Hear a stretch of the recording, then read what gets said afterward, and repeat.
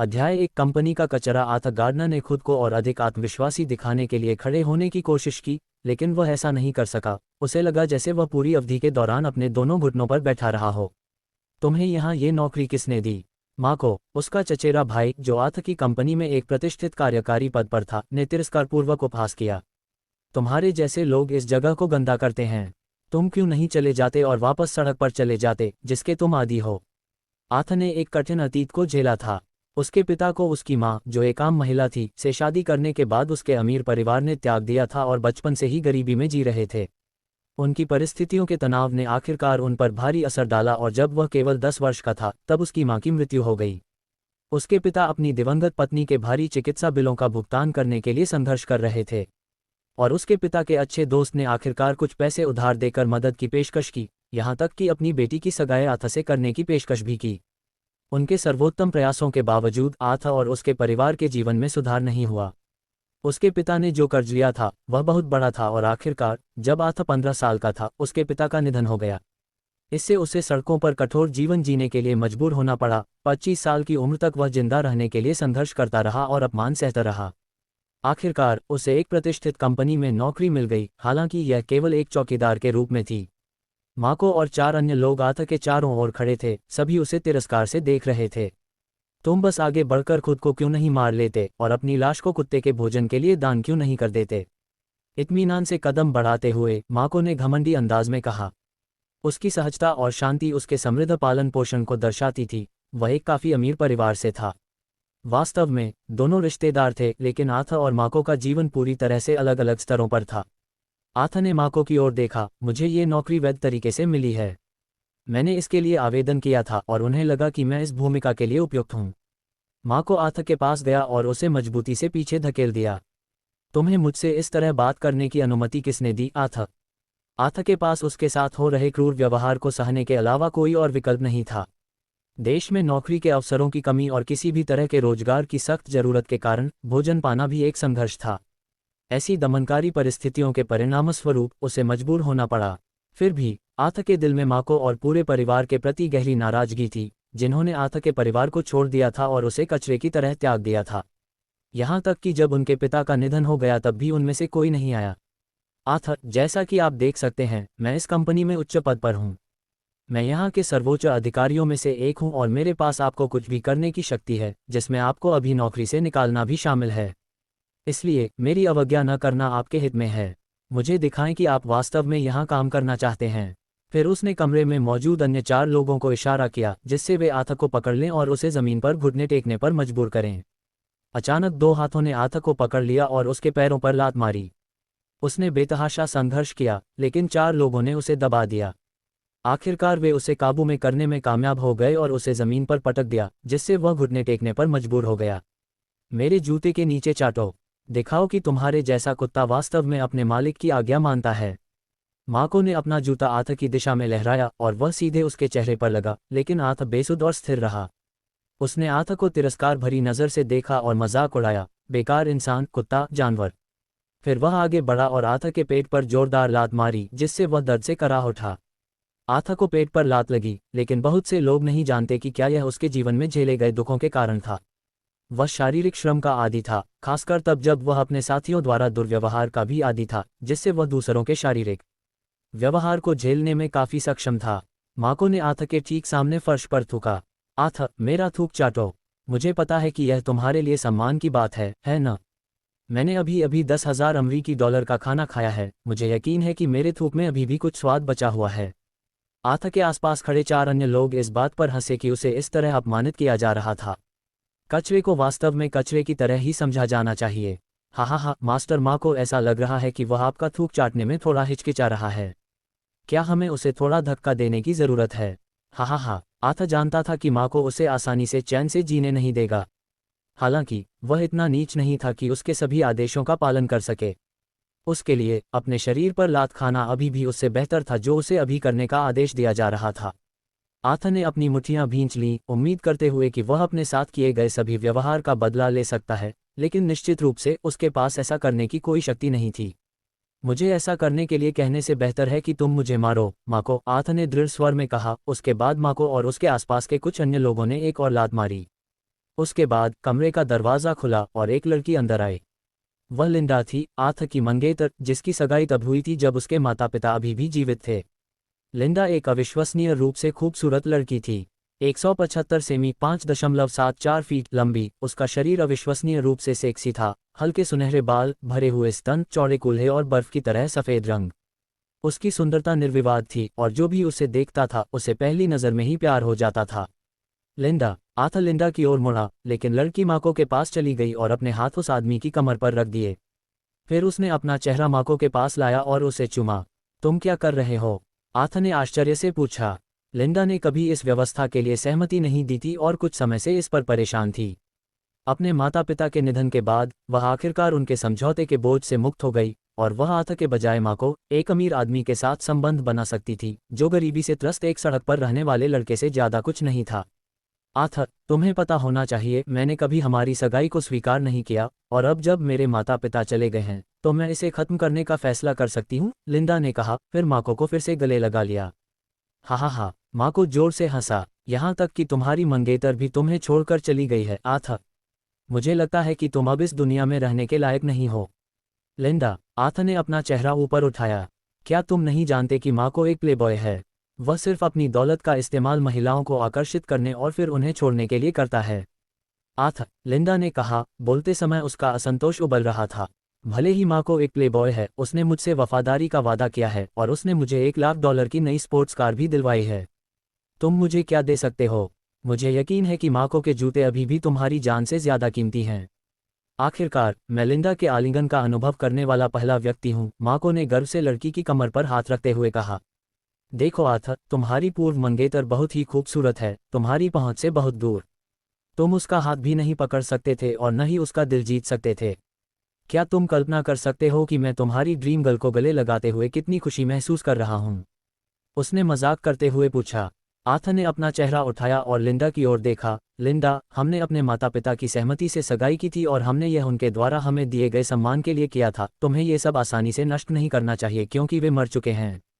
आथ, ऐसा लगता है कि तुम बहुत ऊंचे सपने देख रहे हो, मैं तुम्हारे सपनों में भी तुम्हारी मंगेतर नहीं बनना चाहती।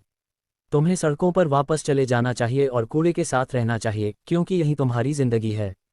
लिंडा ने अपने चेहरे पर घृणा के भाव के साथ उत्तर दिया, फिर भी उसने माको की छाती को प्यार से सहलाया। माको ने हंसते हुए आथ के कंधे पर थपथपाया। और मैं पुष्टि कर सकता हूँ कि आज यहाँ तुम्हारा आखिरी दिन है। आथ माको के कमरे से बाहर निकला, उसकी सारी उम्मीदें टूट गईं और उसे लगा कि पूरी दुनिया उसके खिलाफ है। वह अपनी एकमात्र नौकरी खो चुका था जो उसे आय प्रदान कर सकती थी और अब उसे सड़कों पर रहने के जीवन में वापस लौटना पड़ा, अपने गुजारे के लिए किसी तरह का रास्ता खोज रहा था। डिंग, अचानक उसके कान में एक अजीब सी भिनभिनाहट सुनाई दी। वह क्या था? आथ ने हैरान होकर पूछा। VIP system binding 10%, 30%, 80%, 100%। बाइंडिंग पूरी हो गई। फिर एक स्क्रीन जो केवल आथ देख सकता था उसकी आंखों के सामने प्रकट हुई। यह क्या है? आथ अपने सामने दिखाई देने वाली पारदर्शी स्क्रीन को देखकर भ्रमित हो गया। उसने स्क्रीन को छुआ, लेकिन उसका हाथ उसमें से गुजर गया। वह वस्तु बिल्कुल विज्ञान कथा कहानियों की तरह थी। लेकिन क्या यह असली है? मुझे ऐसी चीज कैसे मिली? होस्ट, आथ गार्डनर। शरीर 20 कमजोर, दिमाग 35 अच्छा। वीआईपी पॉइंट 0 कौशल। नए कौशल अनलॉक करने के लिए वीआईपी पॉइंट की आवश्यकता है। सिस्टम टिप्पणी, आपका शरीर अच्छा दिख सकता है, लेकिन इसे वह पोषण नहीं मिल रहा है जिसकी उसे जरूरत है। यही कारण है कि आप अपनी उम्र से ज्यादा बूढ़े दिखते हैं और आप अपने आप को अच्छा महसूस नहीं करते हैं। कुछ स्वादिष्ट और पौष्टिक भोजन का आनंद लें ताकि आप ज्यादा ऊर्जावान और संतुष्ट महसूस कर सकें और भी शानदार दिख सकें। वीआईपी सिस्टम में आपका स्वागत है, आथ गार्डनर। आपका मिशन एक बहुत प्रतिष्ठित व्यक्ति बनना, धन और प्रसिद्धि प्राप्त करना और अपनी मनचाही हर महिला को पाना है। सिस्टम आपको दुनिया में सबसे वीआईपी व्यक्ति बनने की अपनी यात्रा शुरू करने के लिए आवश्यक संसाधन प्रदान करेगा। क्या हुआ? आथ अभी भी उलझन में था कि क्या हो रहा था। उसके सामने शब्द दिखाई दे रहे थे और एक बहुत ही नर्म और शांत आवाज उसके कान में फुसफुसा रही थी। रुको, तुम कौन हो? तुम मेरे साथ क्या कर रहे हो? आथ ने हैरानी से पूछा। मैं वह सिस्टम हूँ जो आपसे जुड़ा हुआ है और जहाँ भी आप जाते हैं आपका अनुसरण करता है। जब तक आप नहीं मर जाते तब तक मुझे किसी और को नहीं दिया जाएगा और मैं आपको जीवन में जो कुछ भी चाहिए उसे पाने में मदद करूंगा। ये सिस्टम क्या है? आथ ने अचानक जानकारी के प्रवाह से हैरानी में पूछा। अब अपने फ़ोन के नोटिफिकेशन पर एक नज़र डालें। हाँ, आथ को उलझन महसूस हुई और फिर उसने अपने फ़ोन पर नोटिफिकेशन खोले। बैंक सेंट्रल वर्ल्ड X69 में समाप्त होने वाले आपके खाते का शेष 10 ट्रिलियन.00 अमेरिकी डॉलर है। क्या? आथा चौंक गया जब उसने महसूस किया कि उसके खाते में शेष राशि आसमान छू गई थी। आथा कभी नहीं सोच सकता था कि उसके खाते में 10 ट्रिलियन अमेरिकी डॉलर थे। वह उन सभी चीज़ों के बारे में सोचकर अभिभूत था जिन्हें वह अब खरीद सकता था और इतनी बड़ी राशि से खरीद सकता था। रुको, क्या ये सच है?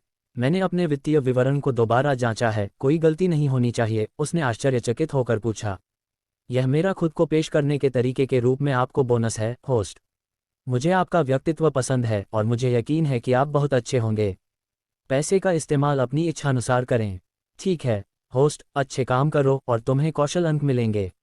वीआईपी अंकों के साथ आप जीवन में अपनी इच्छानुसार किसी भी कौशल को अपग्रेड कर सकते हैं। एक बार फिर बधाई, होस्ट। अध्याय 2 सपनों का प्याला। अरे सिस्टम, आथा ने चेंजिंग रूम की ओर जाते हुए पुकारा, क्या तुम मेरी बात सुन रहे हो? उसके पास अब उस जगह पर रहने का कोई बहाना नहीं था। उसने अभी अभी एक ऐसा सिस्टम हासिल किया था जो उसकी समझ से परे था और वह जल्दी से इसके बारे में सच्चाई जानना चाहता था। हाँ, होस्ट, जब भी आप पूछेंगे मैं जवाब दूंगा। मैं हमेशा तुम्हारे साथ रहूंगा और तुम्हारे प्रति वफादार रहूंगा। फिर से कहो, मैं ये सिस्टम क्यों प्राप्त कर पाया? ये बहुत अजीब और जादुई लगता है और कहानी में एक कल्पना की तरह है। आथा ने पूछा, अभी भी पूरी तरह से समझ नहीं पा रहा था कि उसके साथ क्या हो रहा था। वह जानता था कि यह कुछ असाधारण और असीम संभावनाओं से भरा हुआ था और उसने अपनी आंखों से देखा था कि उसके खाते की शेष राशि में भारी वृद्धि हुई थी। वास्तव में, मैंने जो कहा है उसके बारे में कोई संदेह नहीं हो सकता है। मैं गारंटी दे सकता हूं कि मैं पूरी तरह से तुम्हारा हूं। तुम्हें चिंता करने की ज़रूरत नहीं है, मैं तुम्हें शांति और संतोष से जीने में मदद करूंगा। आथा ने सिर हिलाया और तथ्यों को जानने के बाद राहत महसूस की। तो मैं आपके द्वारा बताए गए वीआईपी पॉइंट से क्या कर सकता हूं, सिस्टम? क्या मैं एक सुपर मजबूत व्यक्ति बन पाऊंगा? क्या यह इस सामान्य दुनिया के लिए बहुत ज़्यादा है? क्या मैं सुपरहीरो बनूंगा और अपराध से लड़ूंगा? उसने पूछा। होस्ट, सिस्टम में असीमित क्षमताएं हैं, लेकिन हम यहाँ जिन कौशलों की बात कर रहे हैं वे जीवन कौशल हैं जो सामान्य मनुष्यों के पास हो सकते हैं, जैसे गायन, ड्राइविंग और इसी तरह। आप ये सब तुरंत प्राप्त कर सकते हैं। यह एक विशेषाधिकार है जो केवल आपके पास है, मेज़बान। वीआईपी अंक प्राप्त करने के लिए आपको बस अच्छे काम करने की ज़रूरत है और सिस्टम आपको एक निश्चित पैमाने पर वीआईपी अंक देगा। तो मुझे वीआईपी अंक प्राप्त करने के लिए एक अच्छा काम करने की ज़रूरत है। ये किस तरह का अच्छा काम है? क्या मुझे अनाथालय को पैसे दान करने से वीआईपी अंक मिलेंगे? आथा सिस्टम को समझने की कोशिश कर रहा था क्योंकि अच्छे काम की व्याख्या काफ़ी भ्रामक थी। मेज़बान, आपको इस पर ज़्यादा सोचने की ज़रूरत नहीं है। बस अपनी यात्रा को अपना मार्गदर्शक बनने दें और अपने दिल की बात सुनें। आपको वह मिलेगा जो आप जीवन में खोज रहे हैं। अनाथालय को दान देने से आपको निश्चित रूप से वीआईपी अंक मिलेंगे, लेकिन आपको इसे कई बार करके इसका फ़ायदा नहीं उठाना चाहिए। आपके द्वारा किए जाने वाले अच्छे कार्य आपके हृदय से होने चाहिए। अपने उत्तर की पुष्टि करने के बाद आथा ने कार्यालय से सबसे पहले बाहर निकल गया, जबकि बाकी सभी अभी भी काम कर रहे थे। कोई उसकी ओर दौड़ा, जिसे उसने अपने कार्यालय में अपने वरिष्ठ अधिकारी मी जॉन के रूप में पहचाना। मी जॉन ने कहा, आथा, एक मिनट रुको। अरे बच्चे, जॉन ने कहा, एक मोटे शरीर के साथ, कार्यालय में सफाई सेवा के मालिक, तुम इस समय कहाँ जा रहे हो? क्या तुम अब ये नौकरी नहीं चाहते? क्या तुम्हें लगता है कि यह कार्यालय तुम्हारे माता पिता की संपत्ति है और तुम जब चाहो आ जा सकते हो? यदि तुम अभी भी जाने का इरादा रखते हो तो मुझे तुम्हें नौकरी से निकालना होगा और तुम्हें सड़कों पर लौटना होगा। ये सब तुम्हारे ऊपर है। तुम्हें विच्छेद भत्ते के लिए एक पैसा भी नहीं मिलेगा, बच्चे। यहाँ से अभी निकल जाओ। तुम कुछ नहीं बल्कि कचरा हो, मी जॉन ने उससे कहा। मेरे प्रति तुम्हारी सारी दयालुता के लिए धन्यवाद, मी जॉन। मुझे आशा है कि तुम्हें इसका पछतावा नहीं होगा, आथा ने उत्तर दिया, फिर दूसरी नज़र डाले बिना दूर चला गया। आथा के जाते समय कई लोगों ने बड़बड़ाते हुए कहा, वह युवक भूखा मरने वाला है और उसकी कहानी कुछ दिनों में टीवी पर प्रसारित की जाएगी।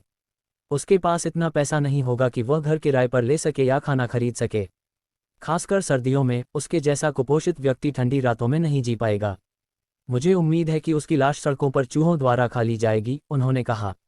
आथा तुरंत ऊंची ब्राउन कॉर्पोरेशन बिल्डिंग से भाग गया। वह उन चीज़ों को परखने के लिए इंतजार नहीं कर सकता था जो उसने अभी अभी खरीदी थीं। उस दोपहर सूरज काले बादलों के पीछे छिपा हुआ था और सड़कें बर्फ से ढकी हुई थीं।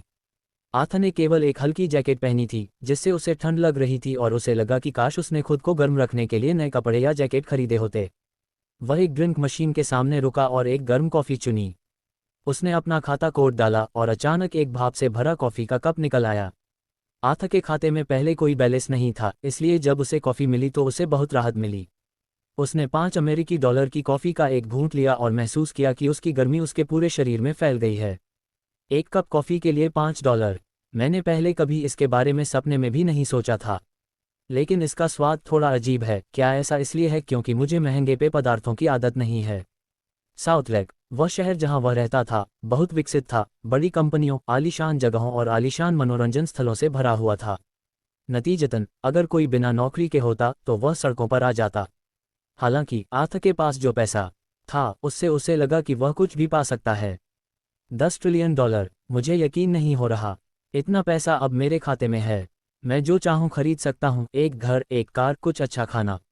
एक पल सोचने के बाद उसने शहर के सबसे शानदार रेस्तरां में जाने का फैसला किया, बस कुछ ही मिनटों की दूरी पर। 30 मंजिला इमारत थी और बाहर कई फैंसी कारें खड़ी थीं। जैसे ही आथा प्रवेश द्वार के पास पहुंचा, काले कपड़े पहने एक सुरक्षा गार्ड ने उसे रोक दिया। अरे भिखारी, क्या तुम जानते हो कि यह किस तरह की जगह है? क्या तुम्हें लगता है कि तुम यहाँ के हो? गार्ड ने अपने फटे पुराने कपड़ों और थके हुए चेहरे से उसे नीचा देखा। उसे डर था कि अगर उसने इस व्यक्ति को बहुत लंबे समय तक रहने दिया तो उसका मालिक नाराज हो जाएगा, इसलिए उसे अपनी नौकरी से हाथ धोना पड़ेगा। यहाँ से जल्दी निकल जाओ। इस जगह पर भिखारियों का स्वागत नहीं है। सर, क्या पैसे वाले लोग यहाँ नहीं आते? मुझे लगता है कि मेरे पास रहने का एक कारण है। शायद आपको उनसे छुटकारा पाने की कोशिश करने से पहले ये जांच कर लेनी चाहिए थी कि आप किससे बात कर रहे हैं। आथा पहले से ही काफ़ी ठंडा था और रेस्तरां में जाना चाहता था। उसने इसके कई आरामों के बारे में सुना था, जैसे गर्म स्नान और महान जैसी सेवाएं। वह इसे खुद अनुभव करने के लिए उत्सुक था। गोल्डन पार्क रेस्तरां अपने बेहतरीन व्यंजनों और सेवा के लिए प्रसिद्ध था और प्रसिद्ध 7 सितारा गोल्डन चैम्बर होटल से जुड़ा हुआ था। दोनों प्रतिष्ठान साउथलेक सिटी के सबसे प्रभावशाली व्यक्तियों में से एक के स्वामित्व में थे। गार्ड ने एक काला डंडा निकाला और आथा के शरीर को दूर धकेल दिया, क्योंकि वह भिखारी की बदबू के कारण उसे छूना नहीं चाहता था।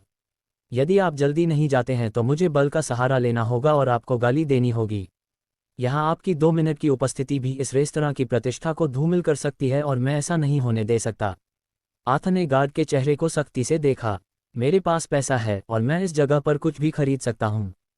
किसी किताब को उसके कवर से मत आंकिए। आपको मुझे कम आंकने का पछतावा होगा। गार्ड आथा जैसे लोगों से मिलने का आदी था जो बहुत महत्वाकांक्षी भिखारी थे। उन्हें लगता था कि वे अमीर हैं। यह एक ऐसी वास्तविकता थी जिससे वह बहुत परिचित था। उसे गुस्सा और दया आ रही थी, लेकिन उसे अपना पेशेवर संयम बनाए रखना था। उसका धैर्य जवाब दे रहा था और वह आथा पर हमला करने ही वाला था कि तभी उसके पीछे से किसी ने आवाज़ लगाई, यदि तुम नहीं जाना चाहते हो तो मुझे तुम्हें पीटना होगा, भिखारी। गार्ड आथा पर हमला करने ही वाला था कि लड़की बोल पड़ी। मिस्टर गार्ड, क्या यहाँ कोई समस्या है? एक लड़की रेस्तरां के दरवाजे से निकली। उसने वेट्रेस की पोशाक पहनी हुई थी और उसके बाल सुनहरे रंग के थे। यह अनुमान लगाया गया था कि वह 175 सेमी 5.74 फीट लंबी थी, जो आथा की 180 सेमी 5.9 फीट से थोड़ी छोटी थी। उसका शरीर सेक्सी था, चेहरे पर जवानी थी और भाव कोमल और सुकून देने वाले थे। अध्याय 3 सबसे प्यारा आश्चर्य। एक वेट्रेस रेस्तरां के अंदर से निकली और आथा और गार्ड के पास पहुंची जो बहस कर रहे थे। आथा वेट्रेस की सुंदरता और आकर्षण से दंग रह गया। क्या यह इसलिए है क्योंकि यह रेस्तरां शहर में सबसे महंगा? यह ऐसी जगह नहीं है जहां किसी को आने की अनुमति है, उसने कहा। लड़की का नाम एडना था। उसकी सुंदरता सार्वजनिक हस्तियों और मशहूर हस्तियों के बराबर थी। इसके बावजूद उसने मनोरंजन की दुनिया में काम करने के बजाय एक रेस्तरां में वेट्रेस के रूप में काम करना चुना, क्योंकि उसे उम्मीद थी कि एक अच्छा पद पाने के लिए उसे अपना कौमार्य त्यागना पड़ेगा। एडना का काम अपने माता पिता और बहन की ज़रूरतों को पूरा करना था और वह कई लोगों और पुरुषों द्वारा पसंद की जाती थी। प्रशंसा मिलने के बावजूद एडना अपनी नौकरी में बनी रही क्योंकि इससे उसे मूल्यवान महसूस होता था, भले ही वह जो कमाती थी वह उसकी अपनी ज़रूरतों को पूरा करने और अपने गांव में अपने परिवार की मदद करने के लिए पर्याप्त हो। एडना ने आथा को देखा, जो रेस्तरां में प्रवेश करने वाला था। ये कुछ ऐसा था जिसे उसने अक्सर देखा था और अब उसे आश्चर्य नहीं हुआ। लेकिन इस बार उसे उस आदमी के बारे में कुछ और महसूस हुआ। वह बहुत आत्मविश्वासी लग रहा था और भले ही उसके कपड़े घिसे हुए थे, लेकिन उसकी उपस्थिति आकर्षक थी। एडना हमेशा सभी के प्रति विनम्र और दयालु थी, चाहे उनकी आर्थिक स्थिति कुछ भी हो। सर, उसने कहा, मुझे उम्मीद है कि आपको जाने में कोई आपत्ति नहीं होगी। रेस्टोरेंट का नियम है कि केवल सदस्यों को ही अंदर जाने की अनुमति है और सदस्य बनने की लागत काफ़ी अधिक है।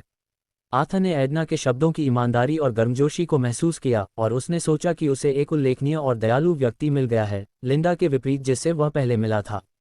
एक साधारण सदस्यता के लिए $1 लाख की जमा राशि की आवश्यकता होती है, उसने जारी रखा, और यदि आप सबसे अच्छी सेवा चाहते हैं तो आपको इसे वहन करने के सपने को पूरा करने के लिए संभवतः अपना पूरा जीवन काम करना होगा। आथा ने लड़की द्वारा कहे गए प्रत्येक शब्द की गर्मजोशी को महसूस किया और उसे अचानक एहसास हुआ कि उसे आदर्श दयालु लड़की मिल गई है जो लिंडा से बहुत अलग थी, जिसे वह जानता था। इतनी कोमलता से समझाने के लिए धन्यवाद, सुश्री एडना, आथा ने धीरे से कहा, उसे दयालुता से देखते हुए। मैं इसकी सराहना करता हूँ और मैं नहीं चाहता कि आप मुझे केवल मेरी उपस्थिति के आधार पर आंकें। कृपया मुझे बताएं कि इस रेस्टोरेंट में सर्वश्रेष्ठ सेवा के लिए मुझे कितना भुगतान करना होगा और मैं इसे अभी चुका दूंगा। एडना ने आह भरी, ये जानते हुए कि यह उसके समय की बर्बादी थी। ठीक है सर, प्लेटिनम सदस्य बनने के लिए किसी को $5 मिलियन जमा करने होंगे। आपको यहाँ राजसी लोगों की तरह माना जाएगा और उसी प्रबंधन के तहत होटल में प्रवेश मिलेगा। प्लेटिनम सदस्य शहर के सबसे धनी और सबसे प्रतिष्ठित लोगों के लिए आरक्षित हैं। मुझे यकीन है कि आपने कभी इतनी अधिक कीमत की उम्मीद नहीं की थी, है ना? गार्ड आथा पर अपना समय बर्बाद करने के लिए क्रोधित था।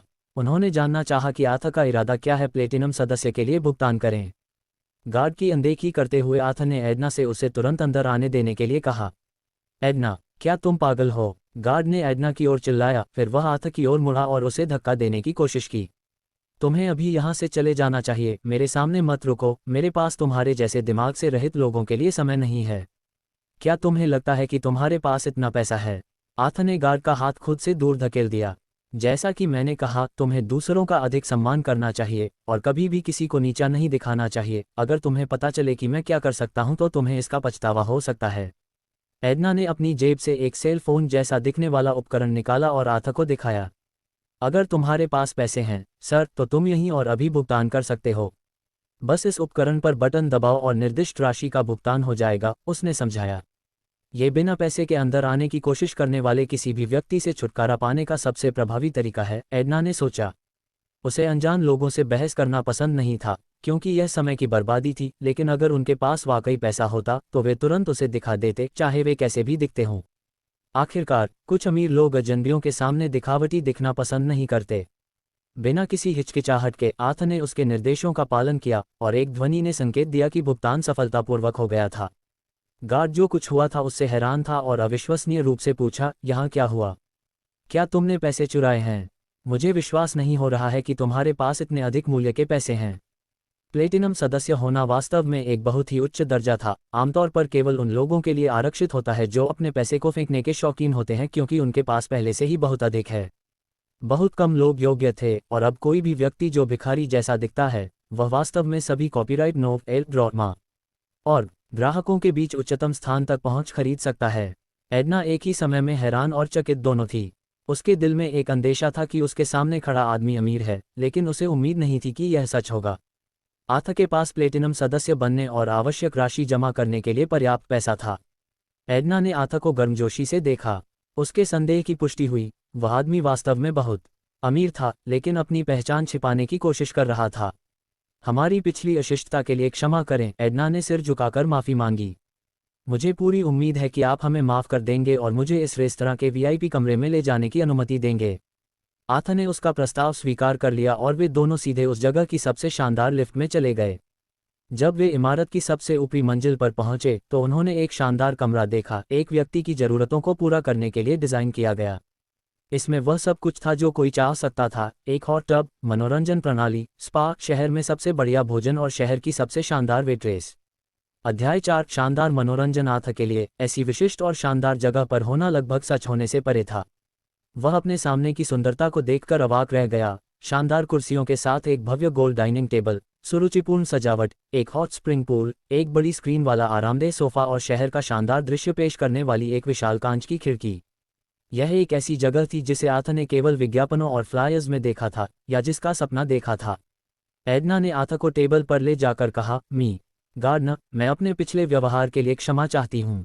मुझे उम्मीद है कि आप मुझे माफ़ कर देंगे और इस जगह के मूल्य को कम नहीं होने देंगे। आथा एडना की आवाज़ से उसकी गर्मजोशी और ईमानदारी को महसूस कर सकता था, और उसे सुखद आश्चर्य हुआ कि उसके कठिन दिन की जगह एडना की असाधारण सेवा ने ले ली थी। उसने कहा, मी गार्डनर, आप यहाँ जो चाहें कर सकते हैं।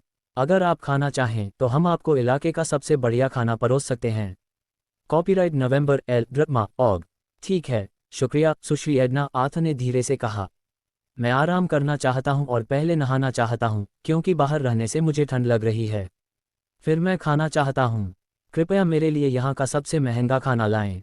और अगर आपको कोई आपत्ति न हो तो मैं चाहूँगा कि जब मैं खाऊं तो आप मेरे साथ रहें। अकेले खाना आरामदायक नहीं लगता। आथा जानता था कि इस जगह पर काम करने वाली वेट्रेस पूरे दिल से मेहमानों की सेवा करती हैं और अगर वे चाहें तो उनके साथ खाना खाने या उन्हें खिलाने में भी मदद करती हैं। हालांकि बातचीत यहीं तक सीमित थी, लेकिन यह उससे आगे नहीं बढ़ी। उदाहरण के लिए सेक्स सेवाएं। ये जगह बहुत ही गरिमापूर्ण थी और शहर में सबसे शानदार सेवा प्रदान करती थी। गार्डनर, एडना ने अपना सिर थोड़ा झुकाते हुए धीमी आवाज में कहा। आपको मुझे मिस कहने की ज़रूरत नहीं है, सिर्फ एडना ही काफ़ी है। बेशक, मैं आपकी सेवा करके और आपके खाने के दौरान आपके साथ रहकर खुश रहूंगी। मैं आपके लिए कुछ गर्म कपड़े तैयार करने में भी मदद कर सकती हूँ और अगर आप चाहें तो मैं आपकी पीठ धोने में भी मदद कर सकती हूँ। गर्म पानी के झरनों में नहाते समय ग्राहकों की पीठ रगड़ना कुछ ऐसा था जो एडना ने पहले कभी नहीं किया था। हालांकि आमतौर पर रेस्टोरेंट मैनेजर द्वारा ऐसा तब किया जाता था जब कोई बहुत उच्च दर्जे का मेहमान होता था, लेकिन एडना आथा के लिए ऐसा करने को तैयार थी क्योंकि उसे उस पर शक करने के लिए शर्म और अपराधबोध महसूस होता था। उसे ये भी यकीन था कि मैनेजर उसे ऐसा करने के लिए मजबूर करेगा या मेहमानों के साथ नहाने के लिए भी साथ ले जाएगा। एडना को यकीन नहीं था कि कैसे मना करे। यह महसूस करते हुए कि आथा अकेले आया है, एडना ने सोचा कि उसे साथ चलने, खाने या अन्य काम करने के लिए किसी मित्र की आवश्यकता होगी। अन्य गतिविधियाँ। इसलिए एडना कमरे से बाहर चली गई। आथा धीरे धीरे गर्म टब में घुसा, कपड़े उतारे, अपना शरीर धोया और धीरे धीरे अंदर चला गया। उसे एक सुखद अनुभूति हुई क्योंकि बर्फ में एक दिन बिताने के बाद उसका शरीर अचानक गर्म हो गया था। आथा ने अपनी आंखें बंद कर लीं और उसके अंदर खुशी की भावना भर गई, कुछ ऐसा जो उसने पहले कभी महसूस नहीं किया था। उसकी खुरदरी त्वचा नर्म हो गई और उसके शरीर पर जमी धूल धुल गई। पूल के अंत में साबुन के लिए हाथ बढ़ाकर उसने इसे अपने शरीर पर रगड़ा और इसकी कोमलता में एक ऐसी विलासिता प्रकट हुई जिसका रईस आदि था। उसे इस नए जीवन के तरीके से परिचय के रूप में $10 ट्रिलियन का आशीर्वाद मिला था और यह एक ऐसा एहसास था जिसका वह जानता था कि वह लंबे समय तक आनंद लेने वाला था। बस सोचो, इसके बाद मुझे और क्या मिल सकता है। मैं जो चाहूं कर सकूंगी और दौलत, शोहरत और यहाँ तक कि अपनी पसंद की औरतें भी पा सकूंगी, सब अपनी पसंद के हिसाब से। मुझे एक ऐसी औरत मिलेगी जो मेरी सच्ची कदर करेगी और जिसका दिल अच्छा होगा। मुझे फिर कभी किसी के द्वारा नीची नज़र से देखे जाने की चिंता नहीं करनी पड़ेगी। इस बार मैं बिल्कुल वैसी ही इंसान बनूंगी जैसी मैं बनना चाहती हूँ। कुछ समय बाद एडना कपड़े बदलकर लौटी। उसने सफ़ेद कपड़े पहने हुए थे और आथा के लिए कुछ गर्म कपड़े और तौलिए लाई थी। उसके पीछे धीरे से झुकते हुए एडना ने कोमल आवाज़ में पूछा, गार्डनर, क्या आप चाहेंगे कि मैं आपकी पीठ की मालिश करूं? ये पहली बार था जब एडना ने किसी मेहमान को खुलेआम ऐसी सेवा की पेशकश की थी, क्योंकि भले ही कई पुरुष उसकी ओर आकर्षित थे, लेकिन वह ऐसी नहीं थी जो उनके साथ अंतरंग होने की आदी थी और कभी किसी रिश्ते में नहीं रही थी। वह एक ऐसी महिला थी जिसने वास्तव में अपनी गरिमा बनाए रखी और वास्तव में एक ऐसी शख्सियत थी जो कई पुरुषों द्वारा प्रशंसा की हकदार थी। एडना को मेहमानों ने बार बार आलीशान जीवन और पैसे की पेशकश की थी, लेकिन उसने उन सभी को अस्वीकार कर दिया था।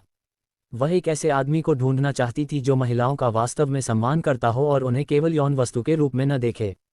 आथा ने पीछे मुड़कर एडना को देखा, उसका चेहरा लाल हो गया था क्योंकि वह उसे देख रही थी। फिर लड़की ने एक पल के लिए अपनी नज़रें हटा लीं। अरे एडना, कोई ज़रूरत नहीं है। क्या तुम मेरे लिए बस कपड़े बदल सकती हो और फिर कुछ खाना बना सकती हो? मैं खाना खत्म करके थोड़ी देर में खा लूँगी। मुझे बहुत भूख लगी है। क्या तुम मेरे साथ बैठकर खाना खाओगी, बस मेरा साथ देने के लिए? एडना ने आथा को देखा, उसके जवाब से हैरान। उसकी सुंदरता और शारीरिक बनावट लगभग अतुलनीय थी। कोई भी आदमी उसकी उपस्थिति से मोहित हो सकता था, पीठ की मालिश करने या यहाँ तक कि उसका हाथ छूने के लिए कहना तो दूर की बात है। एडना खुद से बहुत प्रभावित नहीं थी, लेकिन उसकी सुंदरता बस अतुलनीय थी, भले ही वह सिर्फ एक वेट्रेस थी। लेकिन उसके सामने वाले आदमी ने उसके प्रस्ताव को अस्वीकार कर दिया था और उसे केवल बातचीत के लिए अपने साथ आने के लिए कहा था। क्या वह वास्तव में उन अधिकांश अमीर पुरुषों से अलग था जिनसे वह पहले मिली थी?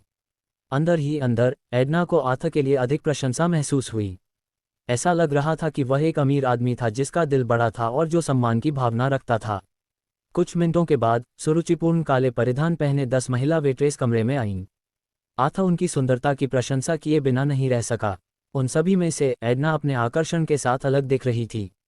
वह ऐसी लग रही थी मानो वह स्वर्ग से उतरी हो, एक शांतिपूर्ण आभा बिखेर रही हो। उसे उसके पास होने मात्र से ही संतुष्टि महसूस हुई। वेट्रेस ने कमरे के बीच में गोल मेज पर खाना परोसा। अध्याय 5। बेचैन मन आता फिर गर्म पूल से बाहर निकला और गर्म कपड़े पहने। जैसे ही वह कुर्सी पर बैठा, उसकी आंखें चमक उठीं क्योंकि भोजन की सुगंध ने उसके स्वाद कलियों को ललचा दिया। एडना ने उसे भोजन के लिए स्वागत किया और अन्य वेट्रेस तुरंत कमरे से बाहर चली गईं। एडना, तुम यहाँ रह सकती हो और मेरे साथ खाना खा सकती हो, आथ ने धीरे से कहा। लेकिन एडना ने सिर्फ एक बार अपना सिर झुकाया। मुझे माफ़ करें, मी गार्डनर, लेकिन मुझे लगता है कि मैं आपके साथ इस डाइनिंग टेबल पर बैठने के लायक नहीं हूँ। अगर आप चाहें तो मैं आपको खाना खिलाने में मदद कर सकती हूँ, लेकिन मुझे नहीं लगता कि आपके साथ एक ही टेबल पर खाना खाना मेरे लिए सही है। ठीक है, कोई बात नहीं। मुझे बात करने के लिए एक साथी की ज़रूरत है और अगर आप मेरे साथ ऐसा करते हैं तो मुझे कोई आपत्ति नहीं है। रेस्तरां के मैनेजर बॉब ने एक ऐसे मेहमान के बारे में सुना जो भिखारी जैसी शक्ल के बावजूद प्लेटिनम मेंबरशिप खरीदने आया था। उसे ये भी पता था कि एडना ने पहले भी उसके साथ अपमानजनक व्यवहार किया था। क्या आप कह रहे हैं कि उसने प्लेटिनम मेंबरशिप खरीदी थी? क्या तुम मजाक कर रहे हो? बॉब ने पूछा। फिर उसने उस कार्ड की पहचान जांची जिसका इस्तेमाल मेहमान आथ ने किया था और पाया कि कार्ड पर उसका नाम बिल्कुल वैसा ही था। धोखाधड़ी का कोई संकेत नहीं था। क्या बकवास है, आथ गार्डनर। मैंने पहले कभी इस नाम के बारे में नहीं सुना, लेकिन उसने वाकई इसके लिए पैसे दिए। टीएस, बिल्कुल अप्रत्याशित। क्या वह कोई अमीर लड़का है जो जानबूझकर अपनी पहचान छिपा रहा है? बॉब, एक 40 वर्षीय व्यक्ति, अमीर था। रेस्तरां में प्रबंधक के रूप में उसकी नौकरी उसे बहुत अधिक वेतन देती थी। लेकिन एक चीज़ थी जो उसे किसी भी चीज़ से ज़्यादा चाहिए थी, एडना के शरीर को छूना, एक वेट्रेस जिसने उसके साथ सोने के प्रस्ताव को बेरहमी से ठुकरा दिया था। बॉब को उससे रंजिश थी और वह चाहता था कि उसे इसके लिए पीड़ा हो। उसने रिपोर्ट सुनी थी कि एडना ने एक आदमी के साथ अपमानजनक व्यवहार किया था, यहाँ तक कि उसने गर्म पानी से नहाते समय उसकी पीठ को सहलाने से भी मना कर दिया था और अशिष्टता से उसके साथ एक ही डाइनिंग टेबल पर बैठी थी और उसके साथ खाना खाया था। बॉब गुस्से से आग बबूला था। वह चाहता था कि एडना को नौकरी से निकाले जाने की शर्मिंदगी सहनी पड़े क्योंकि उसने लगातार उसके साथ सोने से इनकार कर दिया था। बॉब ने वीआईपी कमरे का दरवाज़ा खटखटाया जहां आथ गार्डनर भोजन कर रहे थे और एडना को मुस्कुराते हुए बैठे हुए अतिथि के साथ सहजता से बातचीत करते हुए देखकर चौंक गए। उन्होंने कहा, क्या कुतिया है? बॉब आथ के पास गया जो एडना के साथ भोजन कर रहा था और उसके दिल में तुरंत संदेह उमड़ पड़ा।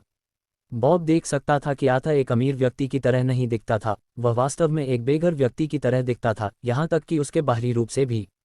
बॉब ने खुद से सोचा कि आथा कुछ छिपा रहा होगा, या शायद उसने प्लेटिनम सदस्यता तक पहुंच खरीदने के लिए पैसे बचाए होंगे। एडना रॉस, बॉब ने कठोरता से कहा, आथा के खाने में कटौती करते हुए, क्या आपके पास एक ही खाने की मेज पर मेहमानों के साथ खाने का कोई शिष्टाचार नहीं है? आपने एक विशेष अतिथि के साथ भी बहुत अपमानजनक व्यवहार किया है। मुझे डर है कि आपने सीमा पार कर ली है और मुझे आपको तुरंत इस नौकरी से हटा देना चाहिए। एडना को झटका लगा और वह जल्दी से उठकर बॉब के पास चली गई। बॉब, मुझे खेद है, मैं बस वही कर रही थी जो मुझे बताया गया था और गार्डनर ने खुद मुझे खाने के लिए अपने साथ चलने के लिए कहा था। मैंने कुछ भी गलत नहीं किया, मैंने बस इस जगह की मानक संचालन प्रक्रियाओं का पालन किया। आप गार्डनर से पूछ सकते हैं और वे आपके लिए इसकी पुष्टि कर सकते हैं। बॉब बहुत गुस्से में था और वह अब अपने शब्दों को रोक नहीं सका। तुम बेकार औरत हो, तुम सिर्फ पुरुषों से पैसे ऐंठने के लिए बाहर रहती हो, तब भी जब तुम्हें काम पर होना चाहिए। तुम यहाँ काम करने के लायक नहीं हो और तुमने इस जगह को अपवित्र कर दिया है। तुम अब यहाँ काम नहीं कर रही हो। बॉब, मैं माफ़ी चाहती हूँ लेकिन मुझे वाकई इस नौकरी की ज़रूरत है। मैं अपने काम को पूरी लगन से करने के लिए कड़ी मेहनत करती हूँ और मेरे पास आराम करने का भी समय नहीं है। मैं अपने सहकर्मियों से दोगुनी मेहनत और ज़्यादा समय तक काम करती हूँ। अगर मैंने कुछ गलत किया है तो कृपया मुझे माफ़ कर दें, लेकिन मैं आपसे विनती करती हूँ कि मुझे नौकरी से न निकालें। अगर आप मुझे यहाँ से निकाल देंगे तो मेरे पास काम करने के लिए कोई जगह नहीं बचेगी। एडना घुटनों के बल गिर गई और बॉब से विनती करने लगी। वह अपनी नौकरी नहीं खो सकती थी। उसे अपने परिवार का आर्थिक बोझ उठाना था और उसे इस नौकरी की सख्त ज़रूरत थी। उसे इसके लिए लड़ना था। आथा को लगा कि उसका लंच पूरी तरह से खराब हो गया है, इस आदमी ने उसकी भूख पूरी तरह से खराब कर दी है। वह कमरे में चिल्लाया था, बिना ये देखे कि कोई मेहमान मौजूद है या नहीं। अपनी सीट से उठते हुए आथा ने बॉब का सामना किया। मैनेजर, उसने शुरू किया, क्या आपसे मेरा लंच खराब न करने के लिए कहना बहुत ज़्यादा होता? और मुझे नहीं लगता कि मिस एडना ने ऐसा कुछ किया है जिसके लिए आपने उन पर आरोप लगाए हैं। तुम्हें उसके साथ ऐसा व्यवहार नहीं करना चाहिए। बॉब ने आथा को एडना को बेदखल करने से रोकने की कोशिश करते देखा, लेकिन उस पल उसे अचानक लगा कि आथा के पास धन के कोई लक्षण नहीं दिख रहे हैं। आथा उसके सामने जरा भी शालीन नहीं दिख रहा था, और इस बार बॉब का ये विश्वास बढ़ रहा था कि वह सिर्फ एक धोखेबाज है। शायद बॉब के लिए बेहतर होगा कि वह दोनों को वहां से बाहर निकाल दे और शहर के सबसे मशहूर रेस्तरां में घोटाले को उजागर करने के लिए पदोन्नति प्राप्त करे। मुझे गार्डनर का नाम इस शहर में प्रभावशाली व्यक्ति के रूप में याद नहीं है। मुझे बताओ, क्या मैं सही कह रहा हूं कि तुम सिर्फ एक ठग हो और सिर्फ इस महिला का फायदा उठाने की कोशिश कर रहे हो? बॉब ने सख्ती से कहा। मुझे गार्डनर का नाम इस शहर में प्रभावशाली व्यक्ति के रूप में याद नहीं है। बॉब ने सख्ती से कहा। तुम मुझ पर धोखाधड़ी का आरोप कैसे लगा सकते हो जब मैंने अपने पैसे से इस जगह तक पहुंचने के लिए भुगतान किया है? तुम दिखा सकते हो कि मेरे पैसे का इस्तेमाल किया गया था, और मुझे यकीन है कि तुम्हें मेरी ओर से धोखाधड़ी का कोई सबूत नहीं मिलेगा, आर्थर ने दृढ़ता से कहा। इसके अलावा आर्थर ने कहा, मैं इस रेस्टोरेंट से सुश्री एडना को अपना निजी सहायक बना लूंगा और उसे $1 मिलियन का भुगतान करूंगा। वह मेरे द्वारा विशेष रूप से नियोजित होगी और मैं वास्तव में इसकी सराहना करूंगा यदि आप मुझे परेशान करना बंद कर दें, श्री प्रबंधक। क्या आप कृपया अपने बॉस से कह सकते हैं कि वह मुझे रेस्टोरेंट के सभी शेयर बेच दे? अध्याय 6, एक आदर्श फिट। क्या तुम मजाक कर रहे हो? बॉब ने अविश्वास में पूछा। तुम ये जगह खरीदना चाहते हो? क्या तुम्हें सच में लगता है कि यह ऐसी चीज़ है जिसे तुम मौके पर ही खरीद सकते हो? अगर यह उपलब्ध भी हो, तो क्या तुम्हारे पास इसे खरीदने के लिए संसाधन हैं? क्या तुम पूरी तरह से पागल हो? बॉब को यकीन था कि उसके सामने वाला व्यक्ति एक धोखेबाज था। उसे लगा कि इस संपत्ति को खरीदना अब तक का सबसे बेतुका विचार था। रेस्टोरेंट एक 7 सितारा होटल से जुड़ा हुआ था, जो शहर का एकमात्र होटल था और अपनी फिजूल खर्ची और महंगेपन के लिए प्रसिद्ध था। देश और दुनिया भर से पर्यटक इस शहर में केवल शानदार होटल की सेवाओं का आनंद लेने के लिए आते थे। तुम्हें बस अपने बॉस को मेरा संदेश बताना है, आर्थर ने दृढ़ता से कहा। उसका गुस्सा बढ़ रहा था। उसे समझाओ कि मैं इस रेस्तरां और इसके साथ जुड़े होटल को खरीदने के बारे में गंभीर हूं। अपनी कीमत बताओ। आर्थर की नज़र उस जगह पर थी। वह शहर के सबसे शानदार स्थान पर रहना चाहता था। उसने सोचा कि दोनों प्रतिष्ठानों को खरीदना सबसे अच्छा निर्णय था, क्योंकि उसके पास एक ही होटल के 2 से 10 खरीदने के लिए पर्याप्त पैसा था। आखिरकार उसके पास अभी भी बहुत सारा पैसा बचा हुआ था। अगर तुम अपनी शेखी बघारने में मेरा समय बर्बाद करोगे तो मैं तुम्हें मार डालूंगा, बॉब ने चेतावनी दी। क्या आप सचमुच सोचते हैं कि मैं कॉपीराइट नवंबर एल ब्रह्मा ऑग हूं? क्या कोई ऐसा व्यक्ति है जिसके साथ खिलवाड़ किया जा सके? मैं इस जगह पर बहुत ताकत रखता हूं, और अगर मैं चाहता तो तुम्हें अभी बाहर निकाल सकता था। वह अपनी इस इच्छा पर अडिग रहा कि उसके सामने वाला आदमी उसका फायदा न उठाए। आथा फिर एडना की ओर मुड़ा। कृपया डिवाइस निकालो, उसने कहा। एडना हैरान रह गई। वह पूरे समय चुप रही थी और उम्मीद कर रही थी कि उसे उसकी नौकरी से नहीं निकाला जाएगा। झिझकते हुए वह खड़ी हुई और डिवाइस आथा को दिखाए। बिना किसी हिचकिचाहट के आथा ने अपने प्लेटिनम सदस्य खाते में $10 बिलियन अमरीकी जमा कर दिए। बॉब, जो लेन देन देख रहा था, अपनी आंखों पर विश्वास नहीं कर सका। उसने कभी किसी को बिना पलक झपकाए इतनी बड़ी रकम खर्च करते नहीं देखा था। बॉब का शरीर कांप उठा और वह जल्दी से भाग गया, अपने फ़ोन पर किसी को डायल करते हुए। बॉस, आर्थर गार्डनर नाम के किसी व्यक्ति ने हाल ही में हमारे प्लेटिनम सदस्य स्तर तक पहुंच खरीदी और फिर उसने $10 बिलियन का टॉप अप किया, बॉब ने कहा। क्या आप गंभीर? चार्ल्स ने अविश्वसनीय रूप से पूछा। पृथ्वी पर कौन इतनी बड़ी राशि का टॉप अप करेगा? संभवतः उन्हें हमारे साथ इतनी बड़ी राशि खर्च करने का क्या कारण हो सकता है? क्या वह मेरा व्यवसाय खरीदने की योजना बना रहा है? यही मुद्दा है, बॉस। उन्होंने इस रेस्तरां और होटल को खरीदने में अपनी रुचि व्यक्त की और अनुरोध किया कि मैं कीमत के बारे में पूछताछ करूं। इसके अलावा उन्होंने पहले जो $10 बिलियन अमरीकी का भुगतान किया था, वह एक डाउन पेमेंट था जो दर्शाता है कि वह अपने इरादों के बारे में गंभीर है। साउथ लेक सिटी के सबसे प्रभावशाली व्यक्तियों में से एक चार्ल्स को यह खबर मिली कि आर्थर गार्डनर नामक किसी व्यक्ति ने प्लेटिनम सदस्यता खरीदी है और अपने रेस्तरां और होटल में $10 बिलियन अमरीकी का टॉप अप किया है। चार्ल्स शहर और देश भर में अपने धनी परिचितों के व्यापक नेटवर्क के लिए प्रसिद्ध थे। आर्थर गार्डनर कौन है? मैंने कभी किसी गार्डनर परिवार के बारे में नहीं सुना है जो इतनी संपत्ति के साथ मेरा व्यवसाय इतनी आसानी से खरीद सके, चार्ल्स ने अविश्वास में कहा। उसने मुझसे तुरंत पूछने के लिए कहा कि क्या आप इसे बेचने पर विचार करेंगे। उन्होंने कहा कि आप जो भी रकम मांगेंगे वह बिना किसी हिचकिचाहट के चुका देंगे, फोन पर व्यक्ति ने जवाब दिया। यह अविश्वसनीय है। मैं इस प्रस्ताव में दिलचस्पी रखता हूं। मैंने इस व्यवसाय के माध्यम से पहले ही काफ़ी पैसा कमाया है और मैं एक नया व्यवसाय शुरू करने की योजना बना रहा हूं। मैं अन्य शेयरधारकों से परामर्श करूंगा और आपको जल्द ही बताऊंगा कि मैं क्या कीमत पेश करूंगा। कृपया उस व्यक्ति को सबसे अच्छी सेवा प्रदान करें और उसे मेरा सम्मान दें। उस आदमी की पहचान अभी भी एक रहस्य है, हालांकि अगर उसके पास वास्तव में इतनी संपत्ति है तो वह एक प्रसिद्ध परिवार से होगा, चार्ल्स ने कहा। बॉब कांप रहा था और डर रहा था जब चार्ल्स, उसके बॉस ने आथा के प्रस्ताव पर गंभीरता से विचार किया। उसे लगा कि उसने उस आदमी के सामने बहुत कुछ कर दिया है और उसे आश्चर्य हुआ कि क्या उसके पास अभी भी माफ़ी मांगने का मौका है। कुछ मिनट बाद चार्ल्स ने बॉब को फिर से बुलाया। ठीक है बॉब, उसने कहा, सभी शेयरधारक 100% व्यवसाय बेचने के लिए सहमत हैं और हमने 30 बिलियन अमेरिकी डॉलर की कीमत तय की है। लेकिन अगर वह बोली लगाता है तो हम सबसे कम 25 बिलियन अमेरिकी डॉलर स्वीकार करेंगे। इससे कम कुछ भी और हम बाहर हो जाएंगे। और उसे पहले से भुगतान किए गए पैसे वापस लेने की अनुमति देने के बारे में भी मत सोचो। एडना कांप रही थी और उसका चेहरा सफ़ेद पड़ गया था। सोफे पर बैठ जाओ, आथ ने उसे आश्वस्त करने की कोशिश करते हुए कहा कि उसे जो खोया है उससे भी बेहतर कुछ मिलेगा। गार्डनर, एडना ने कहा, उसकी नज़रें तनावग्रस्त थीं। क्या ये सच है जो तुमने अभी कहा? क्या मैंने सही सुना कि तुमने मुझे मेरे वेतन के लिए $1 मिलियन की पेशकश की? क्या यह मेरी जिंदगी खरीदने का तुम्हारा तरीका है? एडना को खुद को अमीर लोगों को बेचने के लिए बड़ी रकम की पेशकश की गई थी, जो अक्सर उसे लुभाने की कोशिश करते थे, लेकिन उनमें से किसी ने भी कभी इतनी बड़ी रकम का प्रस्ताव नहीं दिया था। हालांकि पैसा उसकी प्रेरणा नहीं थी, वह भाग्य शिकारी नहीं थी और अपने पैसे कमाने के लिए प्रयास करने के लिए तैयार थी। वह बस इतना चाहती थी कि वह अपना शरीर उस आदमी को दे दे जिसे वह महसूस करती थी कि वह वास्तव में उसके स्नेह का हकदार है। एडना के कथन पर आथा दिल खोलकर हंसा। क्या तुम सच में सोचती हो कि सभी पुरुष एक ही इच्छाओं से प्रेरित होते हैं? एडना, मैं अपने शब्दों में ईमानदार हूं, मैं तुम्हारा जीवन खरीदने की कोशिश नहीं कर रहा हूं। मैं केवल ये सुझाव दे रहा हूं कि तुम मेरी निजी सहायक बन जाओ और मेरे विभिन्न कार्यों में मेरी सहायता करो और बदले में मैं तुम्हें एक बड़ी राशि का मुआवजा दूंगा। ये प्रस्ताव तब तक मान्य है जब तक तुम मेरे साथ काम करना चाहती हो, उसने कहा। आथ ने उदारतापूर्वक 10 बिलियन अमेरिकी डॉलर का बैलेंस टॉप अप किया था और निश्चित रूप से एडना के पास उसके शब्दों पर संदेह करने का कोई कारण नहीं था जब उसने कहा कि वह उसे 1 मिलियन अमेरिकी डॉलर देगा। ये रकम उसके पास मौजूद अपार संपत्ति का एक छोटा सा हिस्सा थी।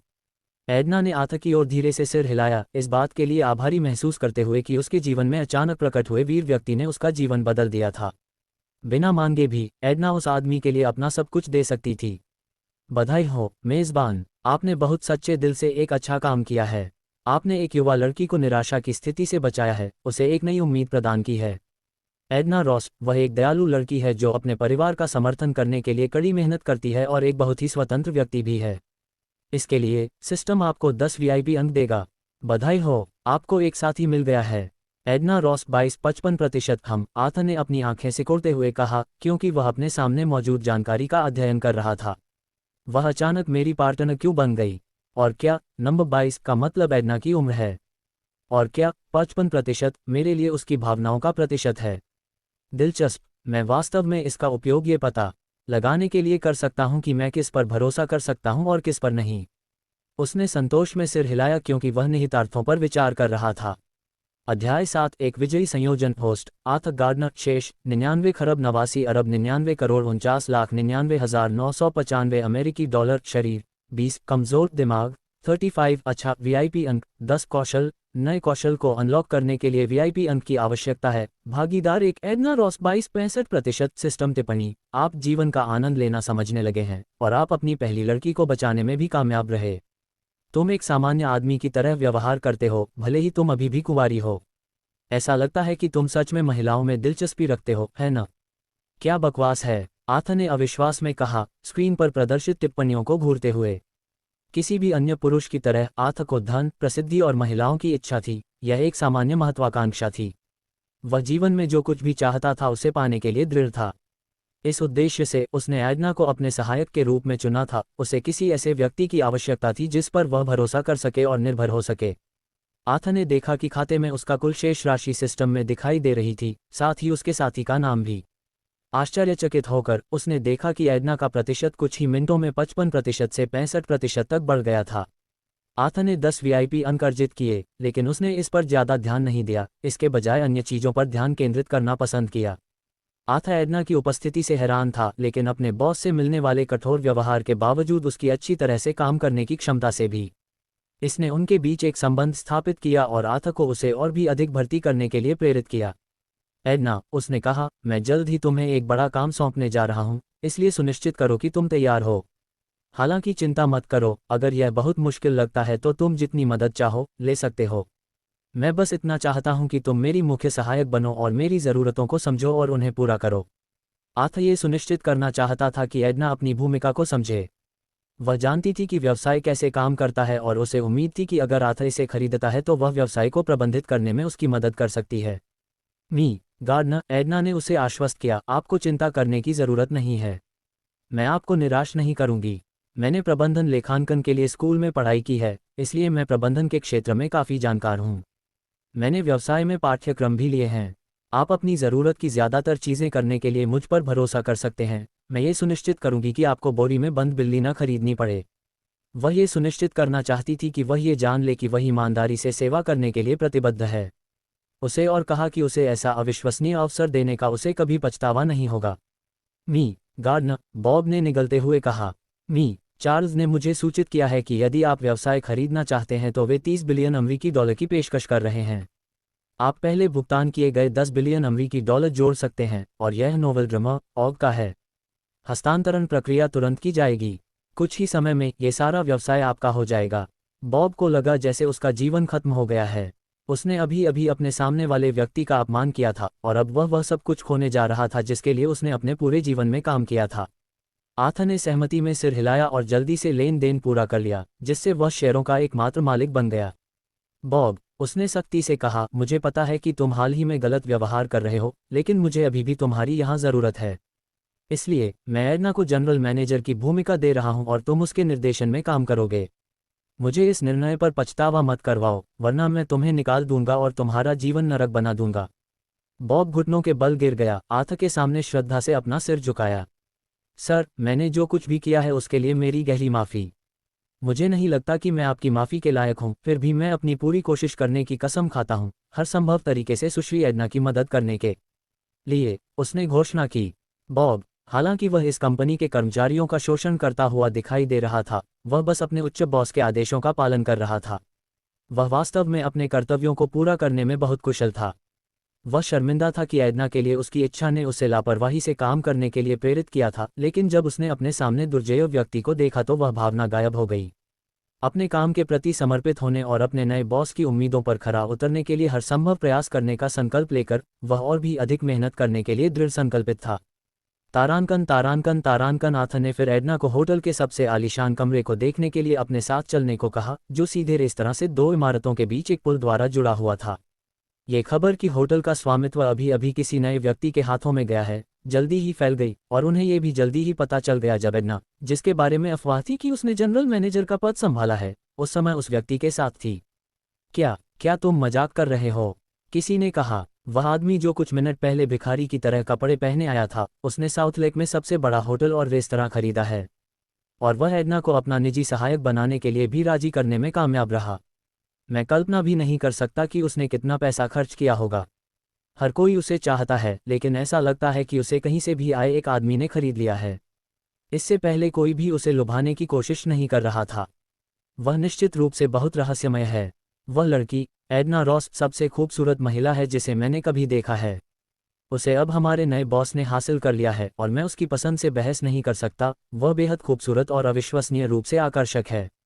चुप रहो, क्या तुम अपने होंठ बंद रख सकते हो? वे इस समय हमारे सबसे महत्वपूर्ण बॉस हैं। क्या तुम चाहते हो कि अगर वे तुम्हारी बातें सुन लें तो तुम्हारी जिंदगी बर्बाद हो जाए? आर्थ ने होटल की सबसे ऊपरी मंजिल, 70वीं मंजिल लेने का फैसला किया, जो एक ऊंची गगनचुंबी इमारत का हिस्सा थी। फिर उसने होटल से कहा कि वह उसके नीचे की 5 मंजिलें खाली कर दे और उन्हें विशेष रूप से उसके लिए आरक्षित कर दे।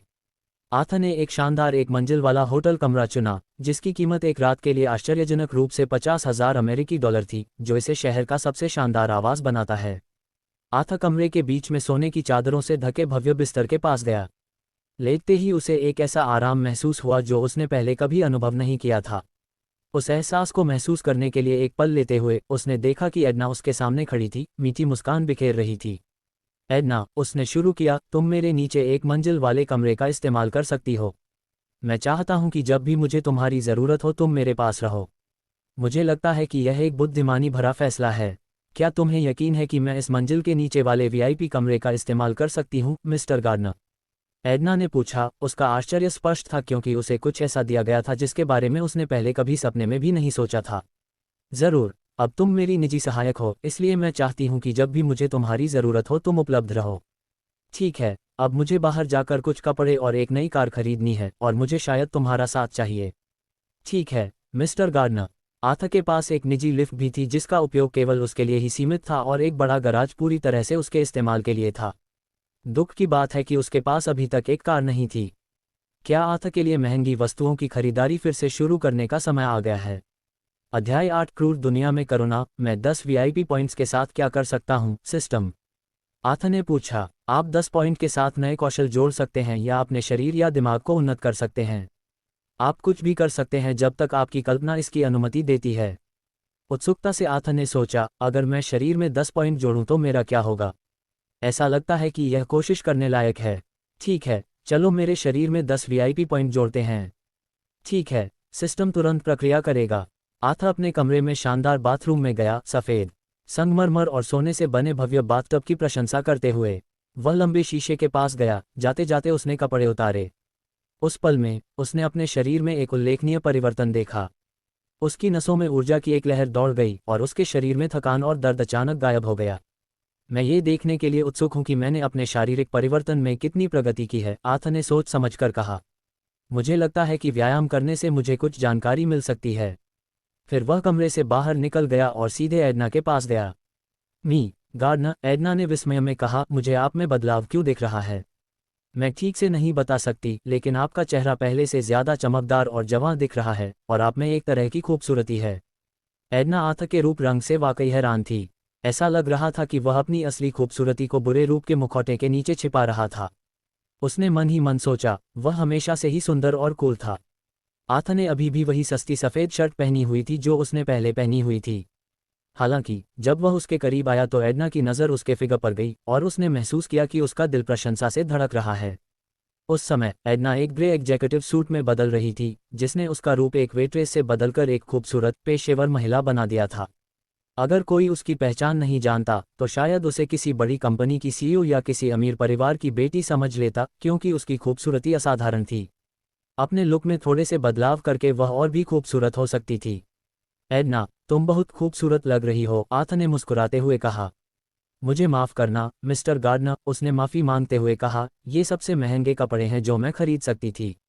हालांकि मुझे लगा कि वे अभी भी बहुत सस्ते हैं। मुझे यकीन है कि कोई न कोई यह बता ही देगा कि इस बार मैंने जो कपड़े पहने हैं वे कितने सस्ते हैं।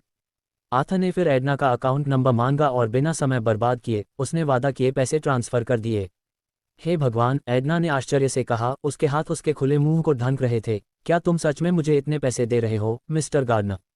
जबकि मैंने तुम्हारे लिए कुछ भी नहीं किया है। हाँ बिल्कुल, आथा ने आश्वस्त करते हुए जवाब दिया। कृपया अपनी ज़रूरतों को पूरा करने के लिए पैसे का इस्तेमाल करें। अपने लिए अच्छी चीज़ें खरीदें, खुद को खुश करें, नई कार खरीदें और सुनिश्चित करें कि आप हमेशा मेरे लिए काम करने के लिए सबसे अच्छी स्थिति में रहें। क्या ये सौदा है? उसने मुस्कराते हुए एडना की ओर देखा और उसने जल्दी से सिर हिला दिया। मैं तुम्हें निराश नहीं करूंगी, उसने वादा किया। आथा और एडना होटल की लॉबी में दाखिल हुए, शानदार 7 सितारा होटल से निकलने के लिए तैयार। आथा अपने गंदे और सस्ते कपड़ों के बावजूद एक लंबे और सीधे मुद्रा के साथ आत्मविश्वास से चल रहा था। हालांकि उसके चेहरे पर अधिकार की एक झलक थी जिसने उसके कपड़ों से होने वाली किसी भी नकारात्मक छवि को पूरी तरह से मिटा दिया। इस बीच एडना एक गर्म और नर्म मुस्कान के साथ उसके पीछे पीछे आ गई, ऐसा कुछ जो बहुत कम लोगों ने देखा था। उसे एक ऐसी खुशी महसूस हुई जो उसने पहले कभी अनुभव नहीं की थी। उसका जीवन पूरी तरह बदल गया था। अचानक आथा रुक गया क्योंकि एक सफाई सेवा उससे टकरा गई, जिससे उसके कपड़ों पर गंदा पानी गिर गया। घटना को देखने वाले सफाई सेवा प्रबंधक जेकब आथा के पास पहुंचे। एक अधेड़ उम्र की महिला लूसी ने लापरवाही से आथा के शरीर पर गंदा पानी गिरा दिया था। नोवेल ड्रामा ऑग के स्वामित्व वाली लूसी, क्या ये पूछना बहुत ज्यादा है कि तुम इस होटल के नए मालिक पर यह गंदा पानी न गिराओ? जेकब ने उसे अपने पैर से धक्का दिया, जिससे 30 वर्षीय महिला फर्श पर गिर गई। उस पर सख्त नज़र डालते हुए जेकब ने कहा, मैंने तुम लोगों को प्रशिक्षित करने की पूरी कोशिश की है, लेकिन तुम फिर भी मुझे शर्मिंदा करते हो। लूसी तुरंत रोने लगी और जेकब से बेताबी से विनती करने लगी। जेकब, मुझे बहुत खेद है, मैंने बहुत बड़ी गलती की है, लेकिन मैंने जानबूझकर ऐसा नहीं किया। कृपया मुझसे ये नौकरी न छीनें। मुझे 2 बच्चों की देखभाल करनी है और मदद करने के लिए कोई पति नहीं है। कृपया जेकब, मुझे माफ़ करें। लूसी ने बहुत बड़ी गलती की थी। उसे पता था कि यह कोई मामूली अपराध नहीं था, क्योंकि वह जिन अमीर लोगों को जानती थी उनमें से ज़्यादातर बहुत प्रभावशाली थे और वे उसके जैसे किसी को अपने पास भी नहीं आने देते थे। इसके अलावा स्थिति और भी खराब हो गई थी, क्योंकि वह अब उसके नए सबसे बड़े बॉस पर गंदा पानी डाल रही थी। लूसी के पास कोई उम्मीद नहीं थी, उसकी ज़िंदगी बर्बाद होने के कगार पर थी, और अगर वह इस जगह से सुरक्षित नहीं बच पाई तो उसके 2 बच्चे भूख से मर सकते थे। लोग निश्चित रूप से उसका मजाक उड़ाएंगे और उसकी इस गलती के लिए उसे पीटेंगे। जेकब तब अपना शरीर झुकाकर खड़ा था और आथ के सामने सिर झुकाए खड़ा था। बॉस आथ, मैं माफ़ी चाहता हूँ, मैं तुरंत आपके लिए कपड़े बदल दूंगा। और मैं इस महिला को यहाँ से जाने देने का वादा करता हूँ, और मैं ये सुनिश्चित करने का प्रयास करूंगा कि ऐसी घटना फिर कभी ना हो। जेकब अपने नए बॉस के सामने जितना संभव हो सके उतना विनम्र और सम्मानजनक बनने की कोशिश कर रहा था, इस उम्मीद में कि इसे उसे बेहतर नौकरी के अवसर और बेहतर वित्तीय संभावनाएं मिलेंगी। आथा तब लूसी के पास झुका और उसके कंधे पर थपथपाया। सुश्री लूसी, क्या आप अभी भी यह नौकरी चाहती हैं? आथा के सवाल से लूसी अचंभित रह गई, उसका शरीर कांप रहा था। बॉस, कृपया इस महिला को न छुएं, आपके हाथ संक्रमित हो सकते हैं, जेकब ने घबराहट में चिल्लाया। मुझे बताओ सुश्री लूसी, क्या आप अभी भी यह नौकरी चाहती हैं? श्री गार्डनर, मुझे इस नौकरी की सख्त ज़रूरत है, लेकिन मुझे पता है कि मैंने एक गंभीर गलती की है जिसे मैं आसानी से नहीं सुधार सकता। कृपया मुझे इस जगह से बिना किसी नुकसान के जाने दें, सर। मुझे अपने स्वास्थ्य की रक्षा करने की ज़रूरत है, क्योंकि मैं अपने 2 बच्चों के लिए जिम्मेदार हूँ, मुझे उनका भरण पोषण करना है। ठीक है सुश्री लूसी, मैं समझ गया। अब से तुम उसकी जगह ले लोगे, आथ ने कहा और इशारा किया जेकब की ओर देखे बिना। अपना काम और भी बेहतर तरीके से करो और सुनिश्चित करो कि ऐसा फिर कभी ना हो। तुम्हें अपने कर्मचारियों को प्यार से मार्गदर्शन और शिक्षा देनी चाहिए, ठीक है? आथ अचानक उठ खड़ा हुआ, जेकब की ओर बिना देखे ही आगे निकल गया। तुम रुक सकते हो, जेकब, और लूसी की पुरानी भूमिका संभाल सकते हो, उसने बेपरवाही से कहा, लेकिन अगर तुम नहीं चाहते तो कोई बात नहीं, तुम जा सकते हो। जेकब का चेहरा पीला पड़ गया और उसका शरीर कांप उठा।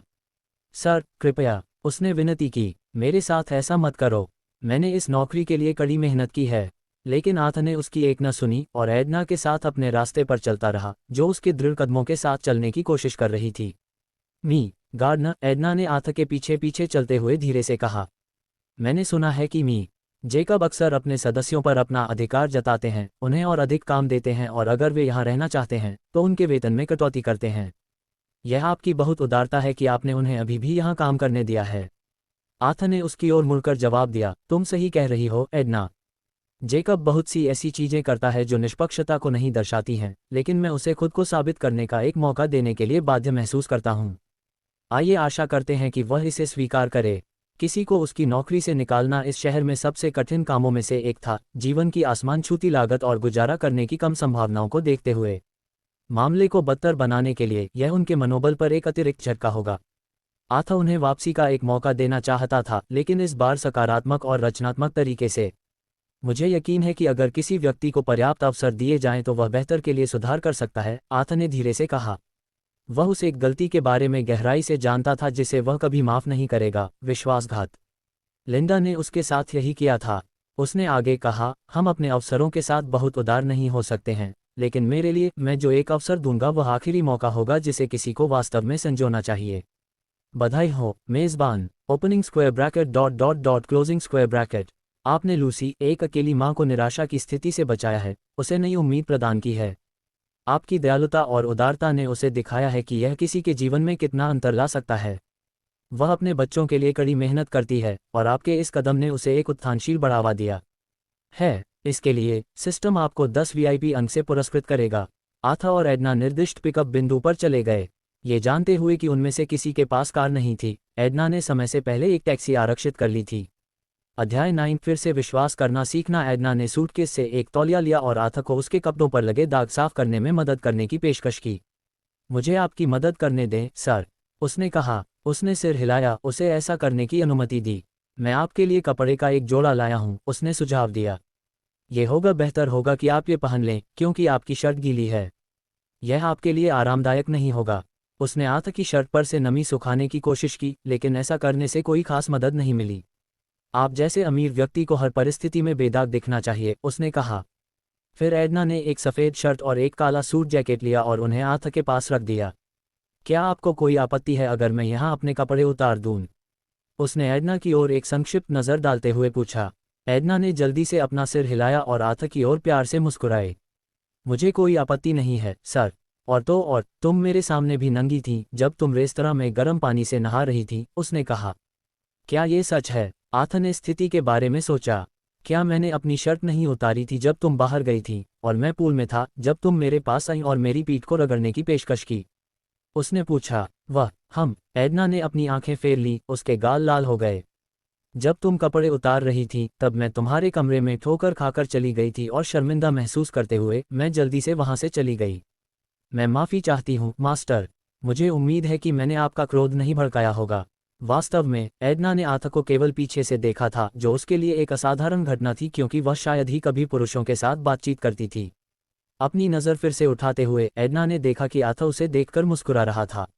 एडना ने अपना सिर नीचे किया और जब उसने वापस देखा तो आथा ने अपनी शर्ट उतार दी थी, जिससे उसका सुडौल शरीर दिखाई दे रहा था।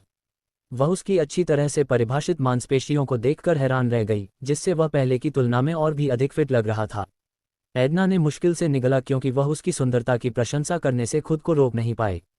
उसे शर्मिंदा न करने की कोशिश करते हुए उसने अपनी नज़रें हटा लीं और कहा, मुझे कोई आपत्ति नहीं है अगर आप मुझे उसी स्थिति में देखना चाहते हैं, मेरी गलती का बदला लेने के लिए, सर। यह आवश्यक नहीं है, आथा ने एडना को आश्वस्त किया। धीरे से उसके कंधे को थपथपाते हुए उसने अपने कपड़े वापस पहने। याद रखें, मैं आपको अपना सहायक बनने के लिए भुगतान कर रहा हूं, इसलिए मैं आपसे कभी भी अनुचित या शोषणकारी कुछ भी करने की उम्मीद नहीं करूंगा। आथा ने उसकी आंखों में देखा, जो नर्म और कोमल थी, बेदाग। उसकी नाजुक त्वचा, सुंदर विशेषताएं और दयालु व्यवहार सुंदरता बिखेरते थे। उसकी शारीरिक सुंदरता के अलावा उसकी शालीन वाणी, आकर्षक आवाज और दूसरों के लिए विचार उसे और भी आकर्षक बनाते थे। एडना ने धीरे से सिर हिलाया। आथा की नज़र मिलते ही उसकी धड़कनें तेज हो गईं। उसने महसूस किया कि उसका दिल पहली बार पिघल रहा था और वह उसके लिए कुछ भी त्यागने को तैयार थी। मैं वास्तव में पुरुषों से खुद को बचाने की आपकी इच्छा और दूसरों में सर्वश्रेष्ठ लाने की आपकी क्षमता की सराहना करती हूँ। आपने इतने कम समय में मेरा भरोसा जीत लिया है। मैं बस आपको ये बताना चाहता हूँ कि मैं आशा करता हूँ कि आप इसी तरह बने रहेंगे। वही, कोई ऐसा व्यक्ति जिसकी बहुत से लोग प्रशंसा करते हैं लेकिन वह विनम्र और सम्मानीय बना रहता है। आथा ने धीरे से कहा। एडना आथा की ईमानदारी को समझ सकती थी। उसने उसका सम्मान करना चुना, भले ही उसके पास उसका फायदा उठाने के अवसर हों। मी गार्डनर, एडना ने कहा, उसकी ईमानदारी स्पष्ट थी क्योंकि उसने उसके लिए अपनी प्रशंसा व्यक्त की। आपने मुझे जो प्रशंसा और विश्वास दिखाया है, उसके लिए धन्यवाद। मैं शब्दों में यह वर्णन नहीं कर पा रही हूँ कि मैं आपको कितना सही मानती हूँ। मैं आपके अच्छे स्वास्थ्य और सौभाग्य की कामना करता हूँ और मैं वादा करता हूँ कि मैं आपको किसी भी तरह से निराश नहीं करूँगा। उसकी आवाज़ में उसके लिए प्रशंसा साफ झलक रही थी। मैं वास्तव में आपकी प्रशंसा करता हूँ। एडना का आपके प्रति आकर्षण 75% तक पहुँच गया है। इस बिंदु पर वह आपको बिना किसी हिचकिचाहट के कुछ भी देने के लिए तैयार है। सिस्टम टिप्पणी, आप एक कुशल संचालक होंगे। अगर आप जीवन भर कुंवारी रही हैं तो आपने ऐसी तकनीकें कैसे सीखीं? क्या बकवास है, सिस्टम। आथा ने अपने दिमाग के अंदर सिस्टम को कोसा। जब आथा से जुड़े लोगों की रुचि प्रतिशत बढ़ी तो सिस्टम ने महत्वपूर्ण अपडेट भी दिए, जिससे उसे थोड़ा और सहज महसूस हुआ। अब वह बेहतर ढंग से समझ सकता था कि कोई वास्तव में उसमें रुचि रखता है। खासकर लिंडा के साथ अनुभव के बाद उसने अचानक माको को चुना था, जबकि वह पहले से ही आथा से सगाई कर चुकी थी। आप बहुत प्रतिष्ठित और आकर्षक दिखते हैं। क्या आपका कोई साथी है, मिस्टर गार्डनर? एडना ने कुछ डरते हुए पूछा। वह उसकी ओर आकर्षित थी, फिर भी वह सम्मानपूर्वक रहने और बहुत आगे न बढ़ने की पूरी कोशिश कर रही थी। आखिरकार वह जानती थी कि आथा जैसे निपुण और सुंदर व्यक्ति के प्रशंसकों की कोई कमी नहीं होगी। वह सोचे बिना नहीं रह सकी कि वह महिला कितनी भाग्यशाली थी कि उसने उसका दिल जीत लिया। आथा ने एक पल के लिए सोचा, एक साथी। उसे एहसास हुआ कि सिस्टम के अनुसार वर्तमान में उसका साथी एडना थी, जिसने सवाल पूछा था। हालांकि ऐसा लग रहा था कि यह केवल लड़की की उसमें रुचि पर आधारित था और आधिकारिक संबंध नहीं था। मुझे महिलाओं के साथ कुछ दुर्भाग्यपूर्ण अनुभव हुए हैं। एक बार हम दोनों के माता पिता की इच्छा के कारण मेरी सगाई किसी से हुई थी। हालांकि हमारे माता पिता के निधन के बाद उसने सगाई तोड़ दी और इसके बजाय मेरे अपने चचेरे भाई के साथ रहना चुना, जो थोड़ा प्लेबॉय के रूप में जाना जाता था। आथा ने सिर हिलाया और आगे कहा, मैं अच्छी तरह से जानता हूं कि किसी भी रिश्ते के लिए विश्वास और साझा रुचि का एक मजबूत बंधन बनाना महत्वपूर्ण है। मैं एक मजबूत संबंध स्थापित करने के लिए आवश्यक प्रयास करूंगा जिस पर मैं वास्तव में भरोसा कर सकूं। कुछ मिनटों की यात्रा के बाद टैक्सी शहर में एक बड़े कार स्टोर के सामने रुकी। आथा उतरा और दूर से ही उसने दो जानी पहचानी शख्सियतों को पहचान लिया, मार्को और लिंडा। वह इस जगह पर उनसे अचानक मिलकर हैरान रह गया। धीरे से आथा आगे बढ़ा और एडना शालीनता से उसके पीछे पीछे चल रही थी। मेरे पीछे आओ, उसने कहा। हनी, तुमने मुझे इस जगह की सबसे आलीशान कार दिलाने का वादा किया था, है ना? लिंडा ने मार्को को कसकर गले लगाया और वे एक आदर्श जोड़े की तरह प्रवेश द्वार की ओर बढ़े। बेशक मेरे प्यारे, तुम्हें पता है मेरी दौलत असीम है। मैं तुम्हारे लिए पूरी कार की दुकान भी खरीद सकता हूँ, मार्को ने लिंडा को अपने पास रखते हुए गर्व से जवाब दिया।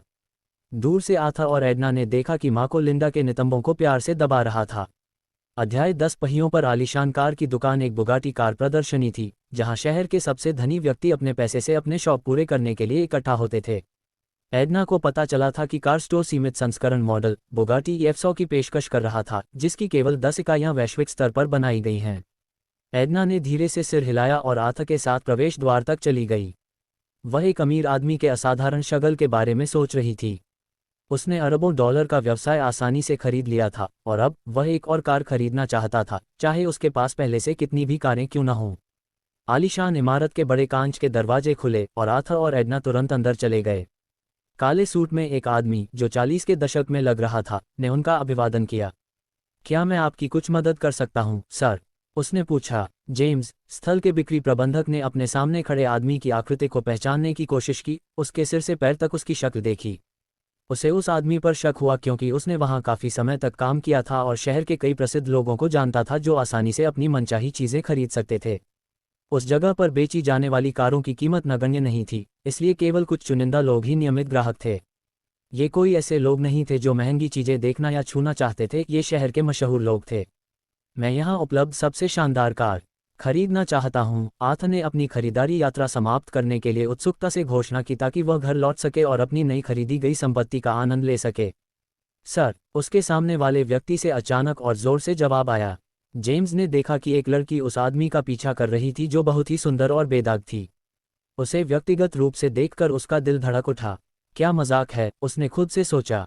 उसे यकीन था कि वह आदमी स्टोर से कुछ भी खरीदने के साधन के बिना केवल लड़की को प्रभावित करने की कोशिश कर रहा था। क्या आप जानते हैं कि यहाँ सबसे सस्ती कार की कीमत $5 मिलियन है? हाँ, इसीलिए मैं सबसे महंगी वाली कार की तलाश में हूँ। मैं किसी भी अन्य संभावित खरीदार के खिलाफ बोली लगाने के लिए तैयार हूँ। यहाँ मजाक मत करो। जेम्स ने उस आदमी को तिरस्कार से देखा। तुम बस मेरा समय बर्बाद कर रहे हो। क्या तुम सच में सोचते हो कि तुम जिस लड़की के साथ हो उसका ध्यान अपनी ओर आकर्षित कर सकते हो, किसी ऐसी चीज पर बोली लगाने का नाटक करके जिसे तुम खरीद भी नहीं सकते? जिस कार की तुम बात कर रहे हो उसकी कीमत $50 मिलियन है। क्या तुमने सही सुना? मुझे यकीन है कि उस कीमत को सुनकर ही तुम्हारे पसीने छूट गए होंगे। सर, एडना उस आदमी के पास गई। मुझे पूरा भरोसा है कि तुम्हें उस बयान पर पछतावा होगा। मैं तुम्हें मिस्टर आर्थर गार्डनर से मिलवाना चाहती हूँ, जो गोल्डन पार्क रेस्तरां और गोल्डन चैम्बर होटल दोनों के नए मालिक हैं। मुझे यकीन है कि तुम अपनी गलती समझ जाओगे और जल्द ही उनसे ईमानदारी से माफ़ी मांगोगे। जेम्स को पता था कि मिस्टर चार्ल्स के पास वे दो जगहें हैं जिनका लड़की ने अभी अभी जिक्र किया था, जिससे उसके संदेह की पुष्टि हुई कि उसके सामने खड़ा आदमी धोखेबाज है, जो धन के झूठे वादों से महिलाओं को प्रभावित करने की कोशिश कर रहा है। मिस, आप एक शानदार और अद्भुत महिला हैं। मुझे आपको सावधान करना चाहिए कि आप उसके जैसे किसी व्यक्ति के बहकावे में ना आएं। जेम्स ने आर्थर के चेहरे पर आरोप लगाते हुए उंगली उठाई। क्या आप नहीं देख सकते कि वह कितना हताश दिखाई दे रहा है? वह केवल धोखेबाज तरीकों से आपका ध्यान आकर्षित करने की कोशिश कर रहा है। मुझे उसे भगाने की अनुमति दें और मैं आपको उसकी जगह यहाँ एक सम्मानजनक नौकरी दूंगा, बजाय इसके कि आप उसके गंदे प्रस्तावों के आगे झुकें। आर्थर ने एडना की ओर एक दयालु भाव से देखा, पूछा, आपको कौन सा रंग पसंद है, एडना?